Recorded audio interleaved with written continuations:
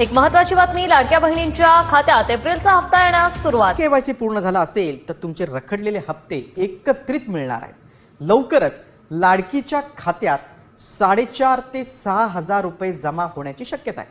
पाहूया या संदर्भातील एक खास रिपोर्ट। वितरण आहे त्याची सुरुवात केली 3 दिवसामध्ये गेलेला आहे। आजही पहाटेच्या वेळेला काही डिस्बर्समेंट्स डीबीटी झालेले आहेत, त्या संदर्भातला सविस्तर आकडा हा संध्याकाळपर्यंत येईल। पण साधारणपणे 1 कोटी महिलांना जो आहे तो या 3 दिवशी जो आम्ही लाभ वितरित केला, डीबीटी केला, त्याच्यामध्ये गेलेला आहे। आणि याच्यामध्ये स्क्रुटिनी अभावी ज्या महिलांना लाभ मिळाला नव्हता त्यांना 4500चा लाभ वितरित झालाय।